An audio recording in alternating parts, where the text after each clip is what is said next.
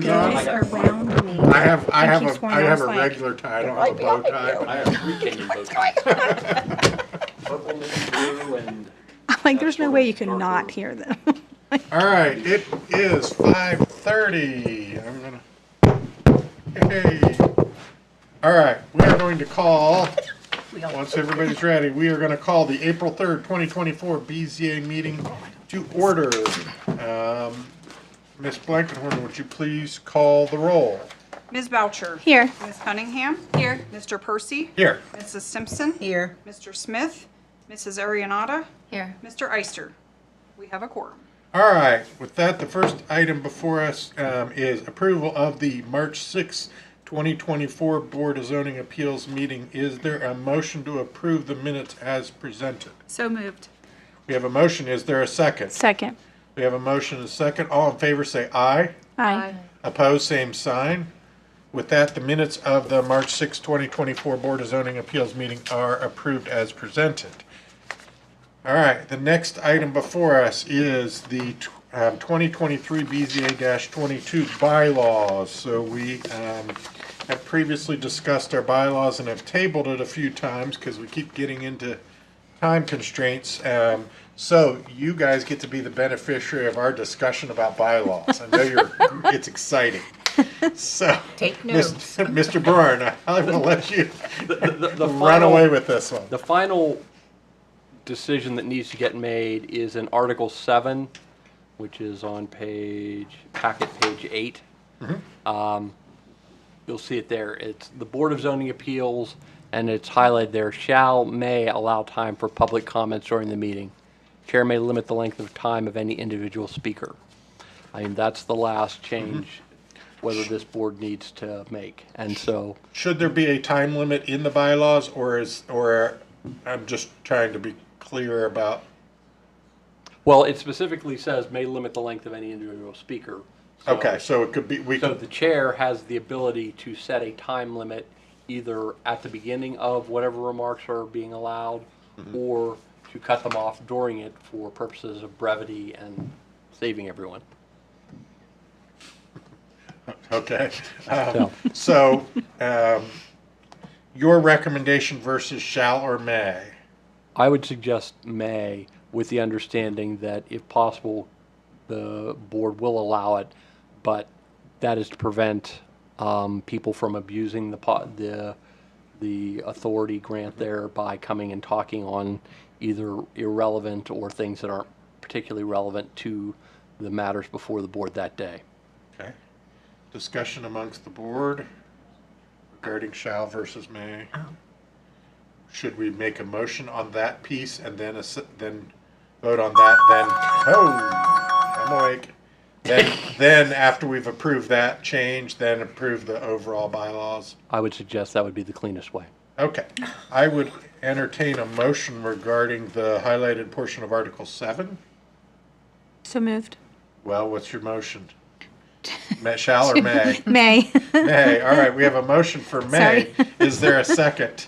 Second. We have a motion and a second. Ms. Blankenhorn, would you call the roll regarding may being the appropriate word? Ms. Boucher, Ms. Cunningham.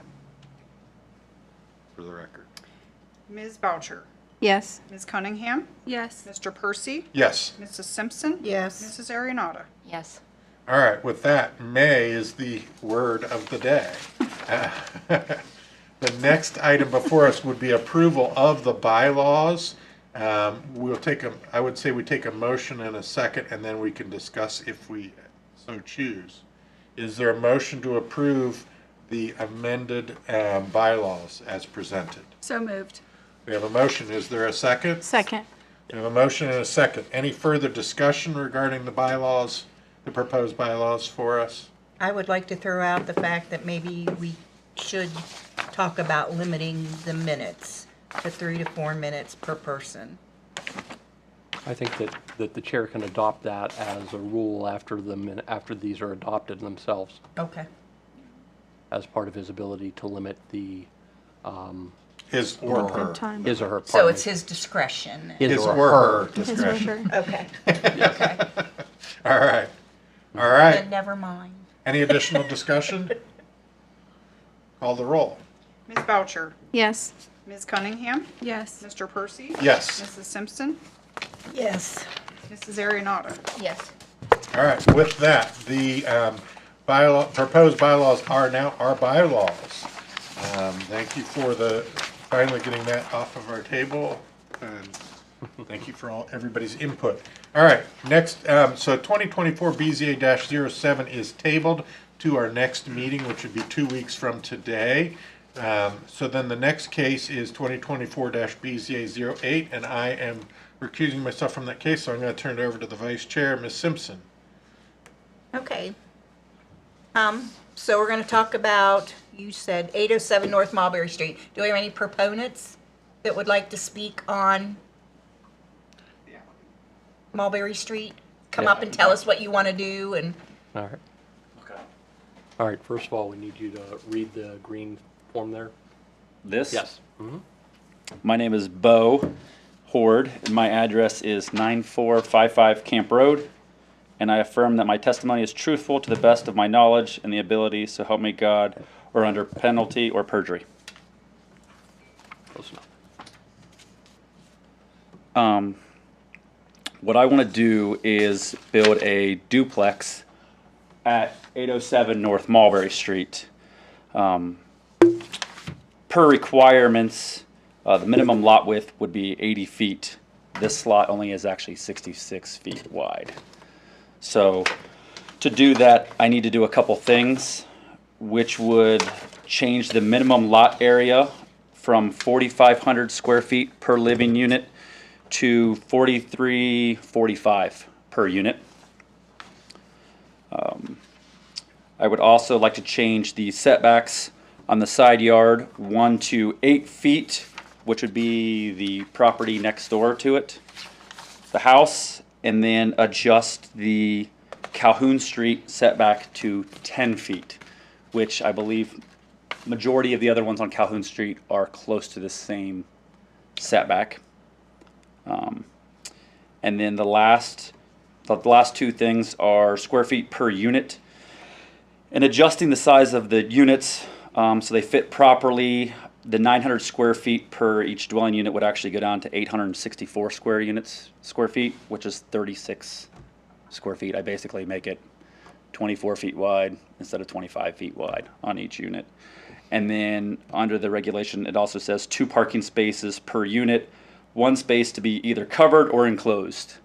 I did not, to have one covered or enclosed would be, in that small area, would be pretty impossible to do. I'm trying to value engineer this so we can add more living spaces. My wife and I own roughly 20 properties in this area in Mount Vernon. We own 3 within, I think, 2 blocks of that. No, we own 4 in 2 blocks of this. So we're trying to just update everything, buy, remodel, and then we've been renting or selling out. We own, like, 702 North Mulberry, 704, and 807, along with 1 Prospect Street. So we're trying to revitalize and kind of give nice places for people to live. Our main focus is currently women who need help, or anybody that needs help. We try to put them in that. The ultimate game plan to this would be build this, make this almost like a show or a model, and then work with younger generation or some other people to buy it, the concept, live in one side, rent out the other side, do that as well. We're also talking and looking in 2 other places to add 2 more. Okay. That's it. Any questions?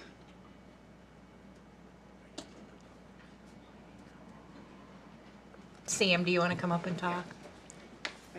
A proponent?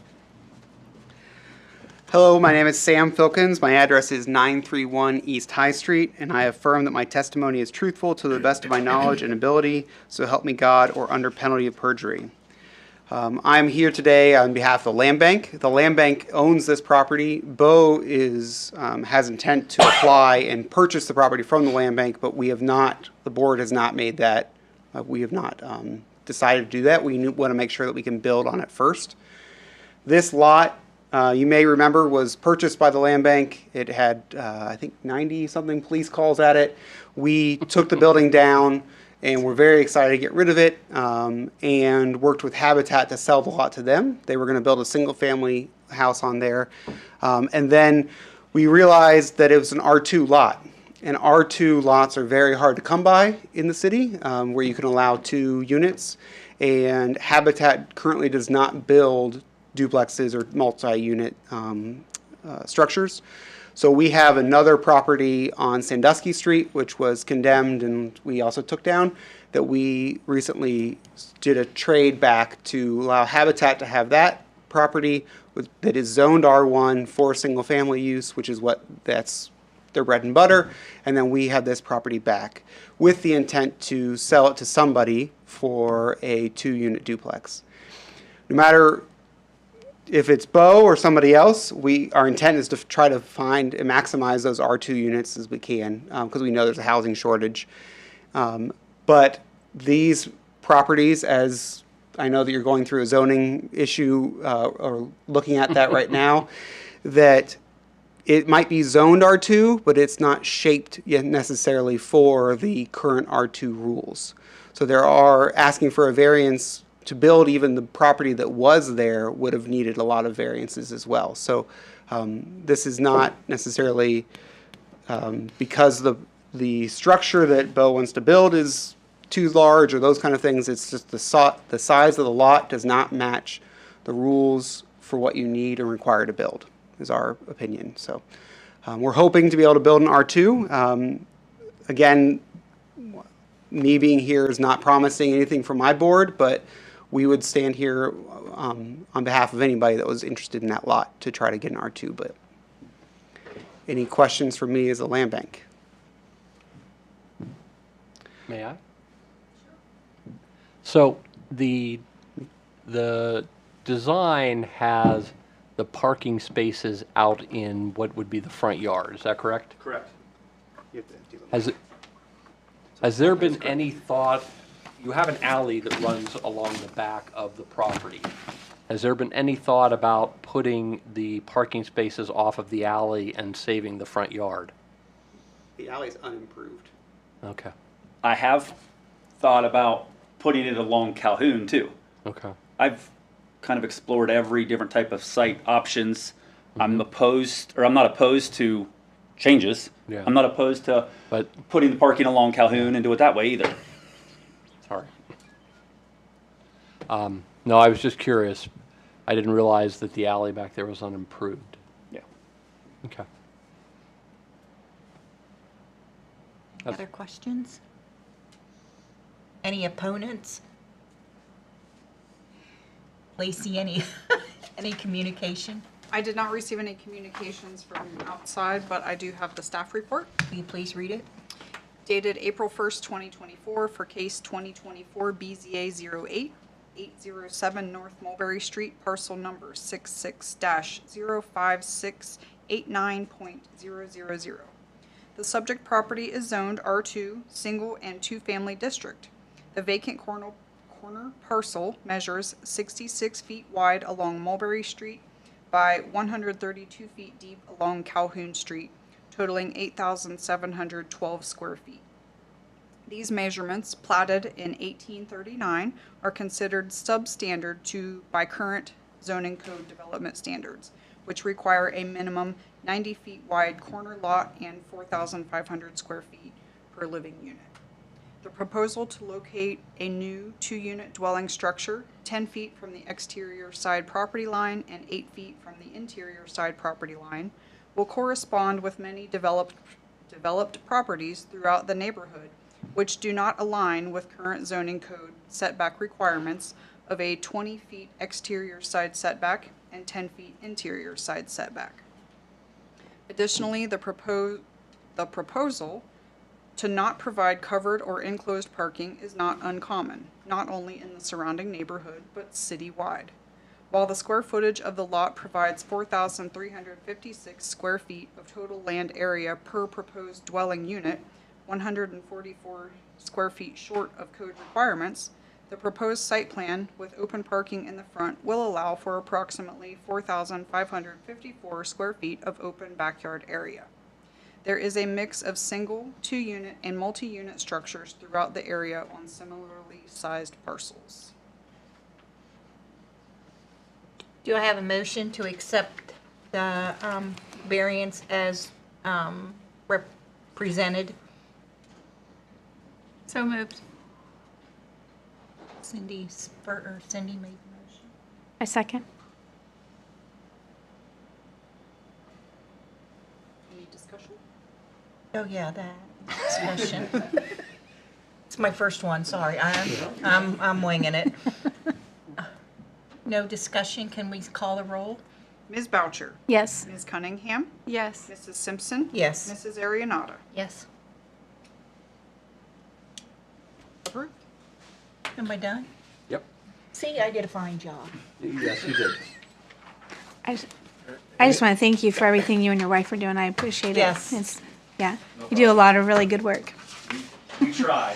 This is I quit my full-time job to just focus on this kind of stuff. Yeah. So, It's one house at a time, but it certainly does show what you and Courtney are trying to do. Yeah. the rain is not helpful because I've spent the Oh. last 2 days working in the basement. I bet you have. Is there any other business before us? Is there a motion for us to adjourn? Motion. That was a motion and a second. We are adjourned at the pleasure of the chair. Thank you. Thank you. So, you had your pigs. Well, so one of them Let's came as a get- four. let's get the camera off her. Yeah. But it was like, so I had it, the only vet that will do it besides Ohio State, I had to drive him all the way up to Upper Sandusky.